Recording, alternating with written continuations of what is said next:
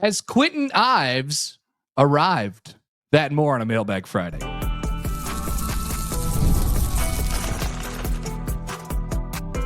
You are Locked On Nebraska, your daily Nebraska Cornhuskers podcast, part of the Locked On Podcast Network, your team every day. Good morning, and thanks for making Locked On Nebraska your first listen every day. We are free and available wherever you get podcasts and on YouTube, part of the Locked On Podcast Network, your team every day. All right, welcome in. It is Friday. We've got a mailbag episode of the Locked On Nebraska podcast. Mitch Sherman from The Athletic with Connor Happer of 1620 The Zone. Thank you for joining us, and thank you for all the questions that you sent in via email, Twitter, YouTube comments, and everything else. So let's get to it. Thursday in Lincoln, we heard from Dana Holgorsen. We heard from E.J. Barthel. We'll have some reaction to both of those interviews in this mailbag episode. We also heard from Isaiah Hunter, the wide receiver transfer from Cal, and Janiron Bonner talked also up front at the podium. Kwinten Ives was out in the hallway doing a side interview. So we also caught some of that from the man who is apparently Nebraska's clear-cut number 2 running back. We will get to a question about Kwinten with a K. Don't resist the urge. He's not Q, so it's Kwinten with a K.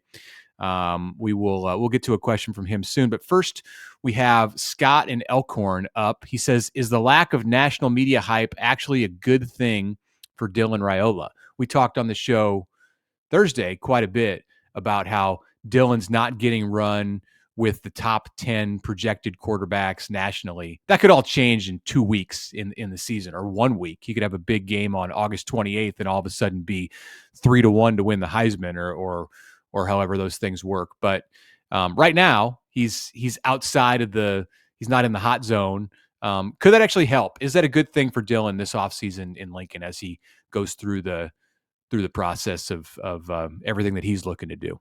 Sure. I mean, going into last season, it was, he was on every freshman list that you could think of. But I can't say that it didn't come to fruition or it didn't work out fully because there was too much hype around him last year. I think Dylan likes and enjoys the spotlight, and I think he likes being around people and all of those things. But I don't think that he, reads his own press clippings and, talks about how good he is all the time. I think there's a difference there. So sure, I guess it could be a good thing if Nebraska just operates as a program a little bit more under the radar. Ultimately, you got to go out there and do it, whether you're in the spotlight or not in the spotlight. I think it might actually be better for his teammates than it is for him because they're not hearing about it. And they don't have Dylan. I think Dylan is uniquely positioned where hype or media attention or criticism doesn't really get to him. I agree. He's a target of rival fan bases and seems to just kind of rolls off his back. And maybe it's because he truly isn't perusing social media. That's something we heard about Dylan when he was a recruit, was that his family kind of handled that stuff for him. And I think that there's partial truth there. It's difficult to be a 19-year-old and be completely away from that. So I think he's somewhat aware of what's going on, but he has a good perspective on it. And I think that comes from having a father who played 14 years in the NFL and received his share of criticism during that time, maybe for the team that he played on or for the way that he played or whatever it was. But Dylan doesn't seem bothered by it.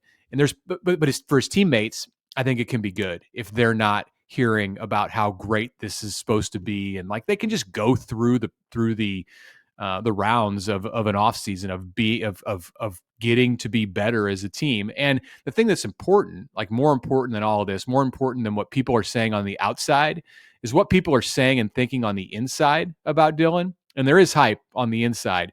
In fact, he has a new hype man we found out on Thursday. Isaiah Hunter, the transfer from Cal, who I mentioned in the open, Dylan has made an impression on him, quite an impression. He was the first person to call Hunter when he went in the portal. Hunter already knew about Dylan because he watched the Colorado game and was very impressed with Nebraska. Nebraska came on his radar in that September victory in Lincoln, and then when he went in the portal, along came Dylan. And here's what Hunter thinks about Dylan now that he's been in Lincoln for 3 months with the Nebraska quarterback. He's a dog. Like he's that guy. Like on and off the field, he'll be the. I'll invite him to my wedding. He will be the first dude I'll invite to my wedding. Like he'll be there and show up. He'll be the only one. If I invited him to my wedding, he'll be the only one probably to show up. Like he's a great dude. That's how great Dylan is. Like he's a great dude on and off the field, and I can trust him. He trusts me. Trusts everybody in the room, in the receiver room. And yeah, I'll just say he got a dog mindset and he wants to win, and that's what I can define as Dylan as. You getting married? I wish. Very soon. I wish. One guy, one person at your wedding. It's quite a fascinating scenario. I don't think that I've ever seen anything like that before, but it would be. I thought Dylan. that was Matt Rhule, who was the one person who went to your wedding. Yeah, right. We had that experience last week with Elijah Judy. But yeah, I think that's a good thing when a guy comes in and he identifies, yeah, this guy, it kind of revolves around him. That's a good thing.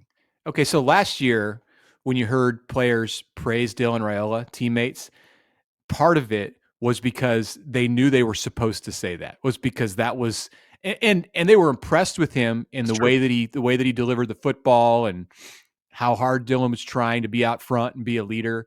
I think if you talk to Ty Robinson or older players in the Nebraska locker room, Isaiah Nair, Jamal Banks, like they were all going to say things and be genuine in what they said about Dylan. But now that he's been in the program for a year and players are coming in who are new to the program and see him, and he's the establishment. Yeah. It's on a different level. Like the comments, like that was more genuine what Hunter said about Dylan than anything I've really heard from other players in the past year. Yeah, I think so too. That's a really good way to put it. It's now that he's been there for a little while, it's easy to identify that he is the guy who, like I said, it kind of revolves around him a little bit, and for him to kind of take that charge too, right? To text seemingly everyone, every new player that's coming to the program, it's like, yeah, I got a text from Dylan, and I'm like, how does he get all these numbers? Does he know somebody in the CIA or something like that? You could just find everybody's. It's amazing. But the guy's connected and he's a relationship builder. I don't think getting numbers is a difficult thing for when it comes to Dylan and reaching out to players in the portal or recruits or whoever it is.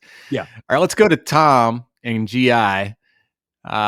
Here's the Kwinten Ives question. What should be the comfort level of Nebraska fans with Kwinten Ives as the number 2 running back? And for some context here, Dana Holgorsen was very clear in his comments on Thursday that Kwinten Ives has separated himself from the others in the room. He's there. It's Emmett Johnson, Kwinten Ives, and then figure it out after that. All right, stick with me here because I think there's a lot to this.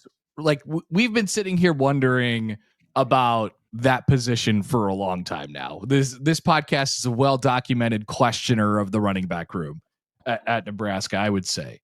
And so I think in response to that, not just this podcast, but the general feeling on it, the coaching staff wants to, calm the waters and say, look, no, we have Emmett Johnson, we have Kwinten Ives, like everything is kind of fine. So like, I think the praise on everything that's happening behind Emmett Johnson seems like at times mildly forced, but I also, it's also possible that Kwinten Ives has taken this massive leap, which is I think what they're trying to convince us of. Like, I guess that I am just going to stop worrying about it because Nebraska is giving off no sense that they're going to go out into the portal and that they're chasing another guy. They seem to be absolutely content with what they have, and so this is going to be the picture and this is going to be the room. I'm not like totally comfortable with the situation, but I think this is going to be what it is. They say that the light came on, and that happens with players sometimes. I would say that's somewhat rare for a running back who's been in the program for 2 years and hasn't had an opportunity, hasn't forced Nebraska or the school that he plays for to give him an opportunity as a running back in 2 years. If you're an offensive tackle, fine. But they say it happened, and it came after Dana Holgorsen arrived in November, and you got into December in the bowl practices, and a couple other guys ahead of him went into the portal, that being Dante Dowdell and Gabe Ervin, and all of a sudden there's a chance for Kwinten Ives to be a player and be productive in the bowl game. And he scored a touchdown, his first touchdown on a 2-yard run in the Pinstripe Bowl back home near his home in New York. He's from New Jersey. So he's taken that, according to the coaches, into this spring, and he's physical with his running style at 214 pounds. That's what he weighed on Thursday. EJ Barthel is keeping tabs on Ives' weight. He's a guy who needs to keep his weight up. Like some players in the program, they're looking to make sure that they keep their weight. He's down.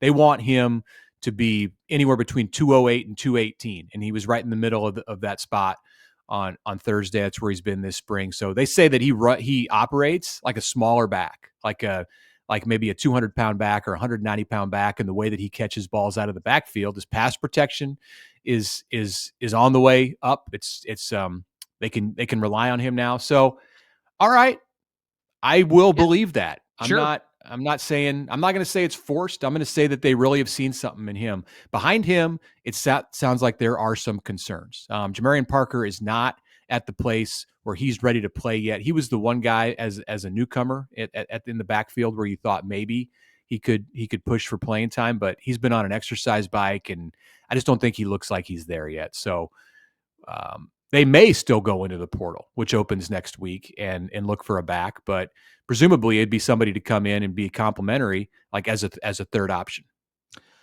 Plenty more questions from you all as we continue on in a Friday edition of the Locked On Nebraska podcast next. But first, a message from our sponsor, one of our sponsors, Intuit TurboTax. Let me tell you what Taxes was. Taxes was sitting and waiting and wondering and worrying that you were going to get any money back, and then waiting and wondering and worrying some more. So Taxes is now matching with a TurboTax expert who could do your taxes as soon as today. An expert who gives your taxes their undivided attention as they work on your return, while you get real-time updates on their progress so you could focus on your day, your time.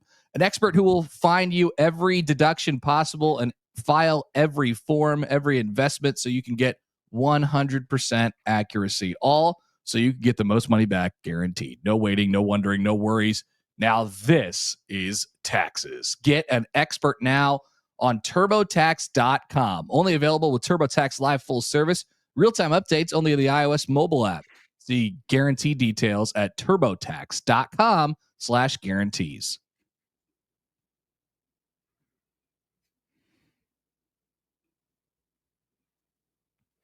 All right, welcome back, everybody. Connor Happer and Mitch Sherman with you here on this Friday.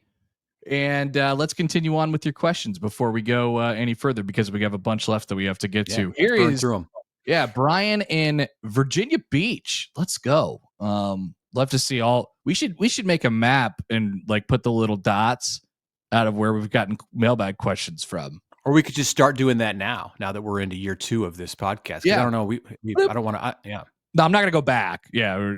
You can't do this retroactively. Yeah. Going forward. Okay. I think we should do that. We got a dot in Virginia Beach. Brian says, my question this week is about the predictability of the offense that they seemed to run into last season when certain running backs were on the field. When talking about the tight end room the other day, you guys mentioned how the guys who you anticipate being on the 2 deep are having certain attributes or strengths, i.e., one being a stronger blocker, one being a better pass catcher, things like that. Is that type of thing not as much of a concern for a position like tight end compared to running backs when it comes to opposing defenses being able to diagnose plays pre-snap? Good question. Yeah, there's a lot going on there. We'll try to keep this answer quick.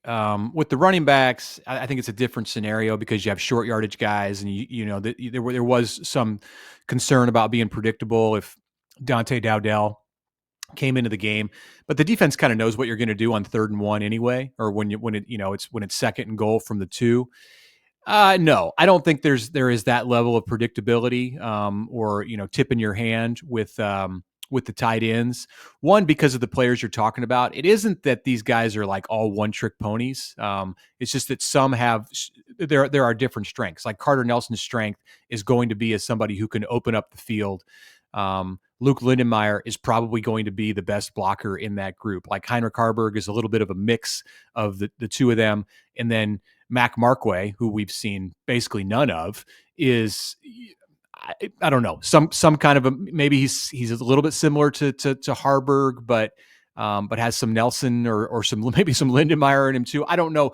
None of them are like, you can only do this. You fit in this box. I don't think it gives anything away when one of the players comes into the game. Last year, maybe with Lindenmeyer, they'd bring him in some jumbo packages. You kind of had a sense Nebraska was going to run the ball, but I think that they feel more like he is a versatile weapon. Holgorsen said he considers Lindenmeyer to be one of his skill guys. Definitely, like last year, as Lindenmeyer was the 3rd guy behind Fedoni and Borkircher, they were kind of tipping their hand a little bit, which is why he was so open in the back of the end zone against Illinois at the end of that game.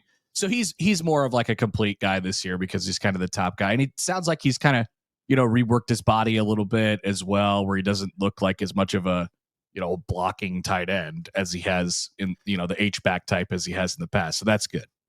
You could maybe say that if Carter Nelson comes in the game, it's a passing situation, but they're going to disguise some of that. Like they're going to bring him into the game when they run the ball, and he's got it. He has to be. He's 240 pounds now. He has to be somebody that they can have in the game when they run the ball. Coaches, they're very wary of those kind of situations, and I don't think it's a concern. All right, here is GG in Las Cruces. Drop the pin in Las Cruces, everybody. New Mexico. Thanks for the show. Watch daily, still in the evening on YouTube before dinner. In reference to the men's basketball transfer portal, Will Cooper, if a collegiate player is at a military academy, aren't they required to have military service once committed? And she also likes when we put videos into the episodes, and she plans to share our podcasts with the Las Cruces for Nebraska alumni chapter, which gets together and watches football games this fall. Okay. Wow. Incredible. We owe you some residuals or something like that. GG, appreciate it. All right. Will Cooper, the military question here with him. This is wild. I don't know the answer to this. I think no, neither do I. I think if he were to complete his service, at Air Force, which is where Will Cooper was, where he played this previous year, if he were to go through and finish up and graduate from the Air Force Academy, then he's expected to be on active duty. Yeah, but he's not, right? Like that. No, no. You go in the transfer portal, and I mean, people leave the military academies, and that Paul doesn't, Skeens. for all kinds of reasons. Was Paul Skeens at Army? Is that correct? Paul Skeens is at Air Force. Air Force. Mm-hmm. You don't see him. Yeah, it's fine. He went to LSU. The transfer portal is immune to these matters of national security. It circumvents it trumps national security. So I don't think that there's going to be any issue with Will Cooper. I don't think he would be expected to serve. Maybe upon graduation from Nebraska, he goes back or something like that. Kevin in Lincoln is next. He asks, is revenue sharing something that could actually even the playing field in college football, even though it seems like it's set up for the rich to get richer? Yeah, it can even the playing field between the Big Ten and the SEC. I think if you're a Big Ten program or you're an SEC program that has found yourself a little bit down on your luck in recent years because you're trying to compete with the likes of Ohio State or Alabama or LSU, Florida, Michigan, whatever it might be, you can at least now know that the money that you get from your big TV deal can be used to pay football players, just like those big schools use their money to pay football players. Now, if you're in the MAC or you're Washington State, it's not even the playing field there. So there is quickly becoming, and this is before revenue sharing has even kicked in. We're waiting next week on maybe getting the final approval or getting closer to the final approval on the House settlement, which puts revenue sharing into action. And already we see this separation of the Big Ten and the SEC, not just in football, but in basketball, baseball, other sports. So I do think that it evens the playing field between those 34 programs. But outside of that, no, it's there's a bigger gap. Yeah, the question is going to be for these individual programs is, like remember when Rhule said the desperate team sets the market? Like that's still going to be the case, but now it's based on a salary cap. It's like how much percentage are you paying a player of your $20.5 million or the $17 million that is allocated to football, or 15 or 16, whatever it might be? Are you guaranteeing a percentage of that to one of these players that is either A, in the transfer portal, or B, is a high school recruit or something like that? And there's going to be schools that pour all of their assets and resources into getting that one player X. And there's going to be schools, I think Nebraska's going to probably, situationally approach it a little bit differently, where they'll have kind of mapped out how much they, can and want to spend at each position and do it. That's the hope. That's the hope that you can do that. Yeah. You want to be able to do that. Right. Let's take a break, and then we'll come back and hear from Dana Holgorsen. That is coming up next.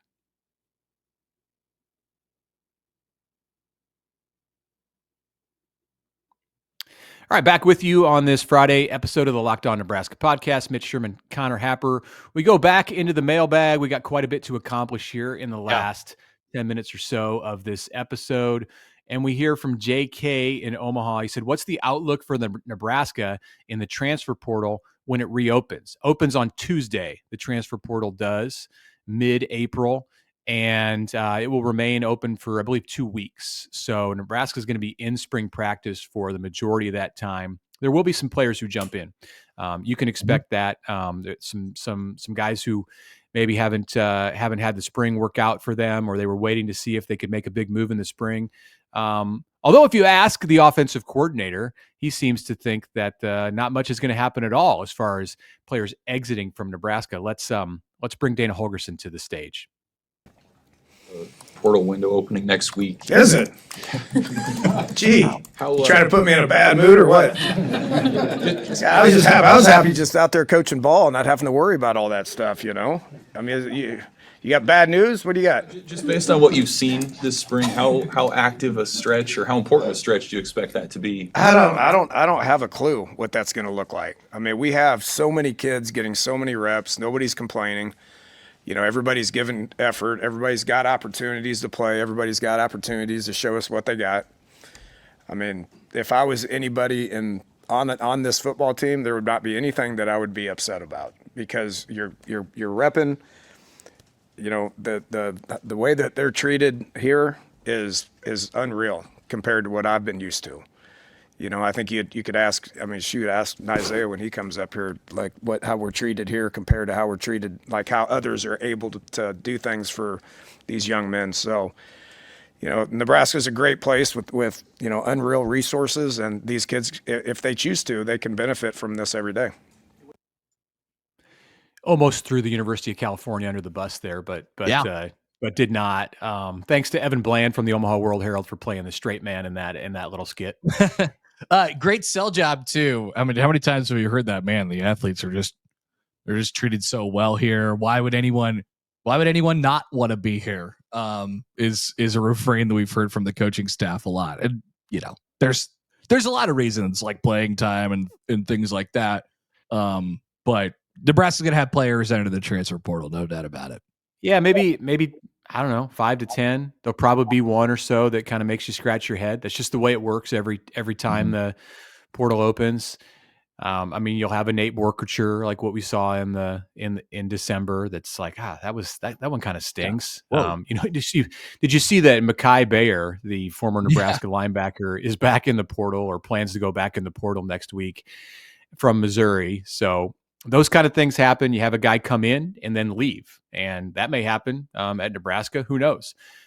As far as guys coming in, they're going to have to be very selective. We talked about the running back situation. Wouldn't be shocked And beyond that, if there's a position of need that they've determined from the spring, they'll be selective. But I would be surprised if Nebraska is entirely inactive in going after players. They're always going to be on the lookout for talent when it's available. Nathan in Kansas. Is that where we're at? Yes. Yep.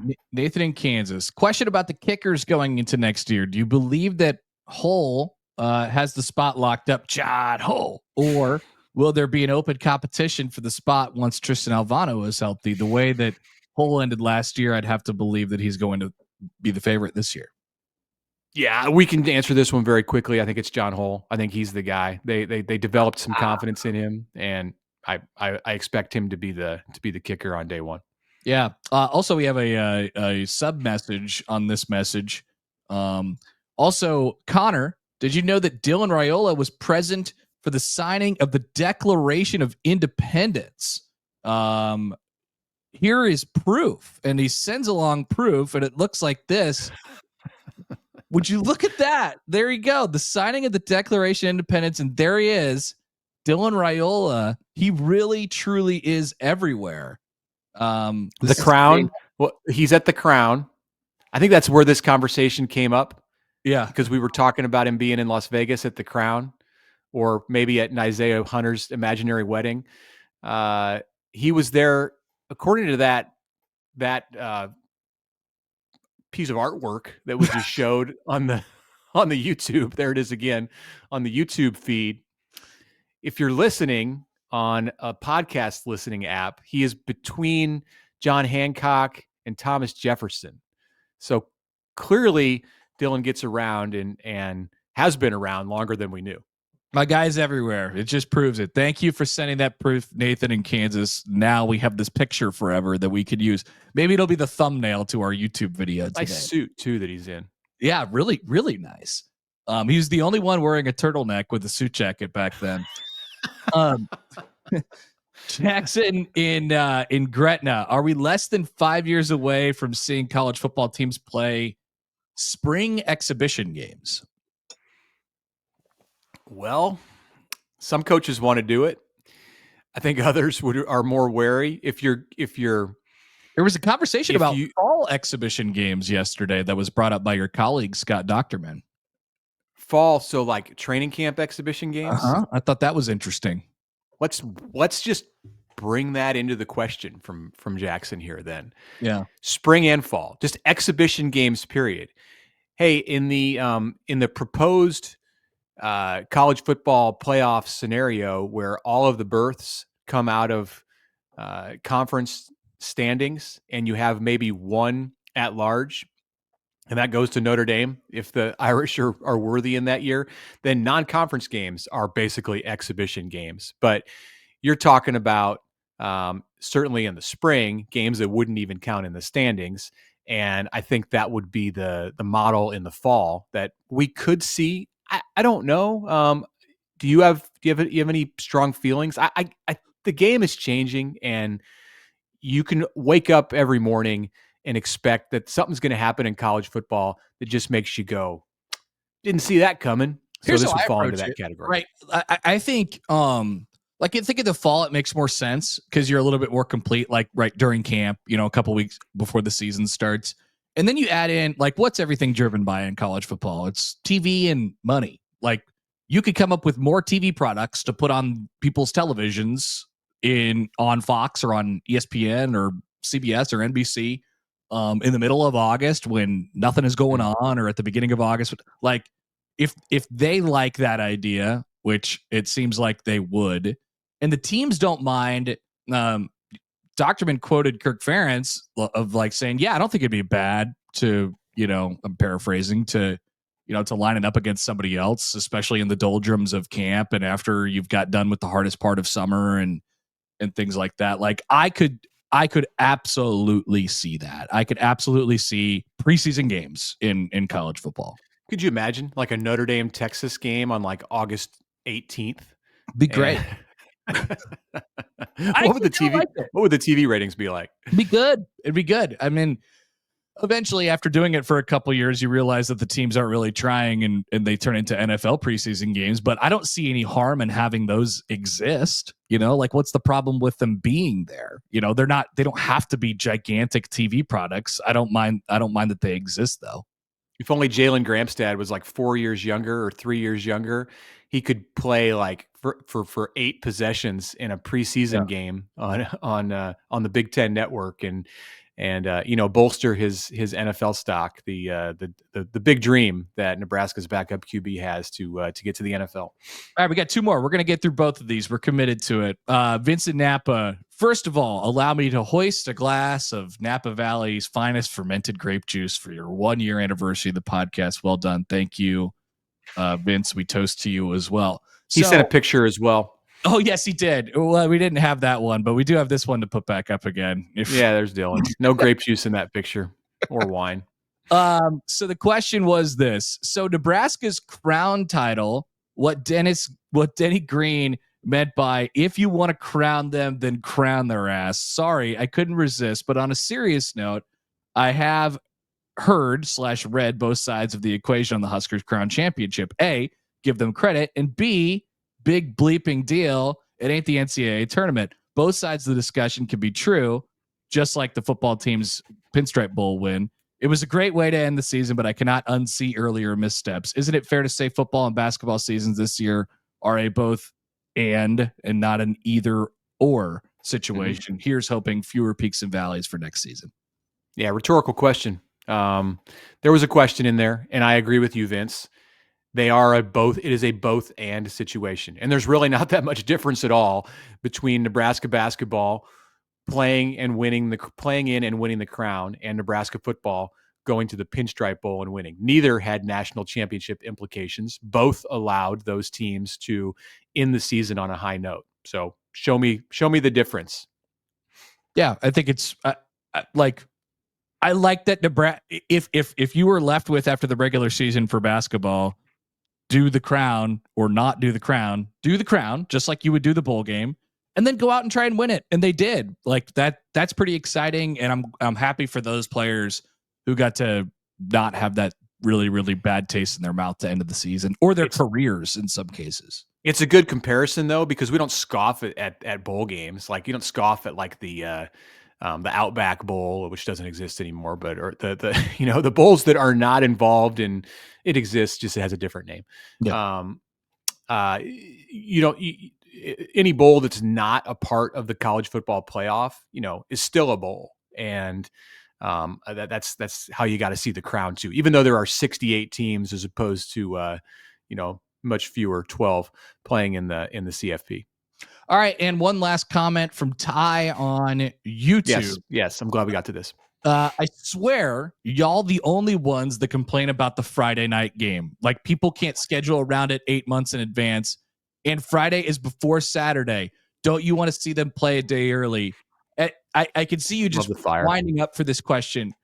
I don't think that either. I actually think that both of us have been very pro Friday game. I know that I am a very pro Friday game. Like, once a year, I'm fine with it. I had no problem with the Illinois game last year. So for me, Ty, I don't know what you're talking about. I'm Team Friday. I don't care. I did not like the Illinois game. I did not like Friday at Memorial Stadium. I didn't like the feel. I didn't like, a good crowd, traffic was a mess, made campus a mess, whatever. That's fine. Didn't impact me that much. But I think about other people. I just didn't like I didn't like it. I didn't like the vibe of I want it to be on Saturday. I want to get up in the morning and watch Game Day or Big Noon and make my way to Lincoln. And didn't scenario, you get a Friday night home game once every 2 or 3 years, right? And Nebraska had theirs last year, unless they request it more, and I don't think they're going to do that. No, they're gonna. They don't want them. They don't. Yeah. Troy Dannon does not want them. Right. On the road, I'm okay with it because you're kind of already out of your routine, and it's not. It's a Friday on the road is really for me no different than a Saturday. This question from Ty, I think it came in the YouTube comments where we talked about yesterday the possibility of Nebraska playing a Friday game in 2025, and there'll probably be one. I think you can just expect that. But there was a specific question that I heard about the UCLA game. And I did get a response there, or I did. Scott, a listener to the show, messaged me to let me know that in Pasadena, California, it is the Rose Bowl organizing committee that has to sign off on this. That the Big Ten can't just assign a game to the Rose Bowl on a Friday. It has to come through the I don't know if it's government, but whatever the channels are there in Pasadena. And that would probably make it less likely because people who live there don't want to deal with extra traffic on a Friday. They've already got enough traffic in the LA area. The last thing they want is a football game to be mucking up their streets. So you probably won't see Nebraska, UCLA on a Friday night, or any Rose Bowl games on Friday night. They want to maybe also think about preserving kind of the sanctity, the tradition of the Rose Bowl, but it's not impossible. Just it's maybe more out of the hands, or definitely more out of the hands of the Big Ten than other games. Yeah, and maybe Nebraska won't play in everybody's homecoming game this year as well. I'm going to say that's correct. That will not happen. I'm trying to look. So just quickly here, let me just peruse. UCLA did play a Friday home game last year against Iowa. Okay. That's right. I remember that game. Yeah. Huh. Just the one. So I guess the Rose Bowl OC was cool with it. They got that one passed through. All right. Interesting discussion. And thank you all for your questions today. We appreciate it. And keep sending them in week by week. We'll get this thing bigger and bigger, and then we'll go through questions faster. Thank you for making Locked On Nebraska your first listen today. For your second listen, check out Locked On NFL Draft with Damian Parson and Keith Sanchez as your favorite collegiate players get ready for the next level. Get the latest draft rankings, rumors, and news every day. Find Locked On NFL Draft on YouTube or wherever you get your podcasts.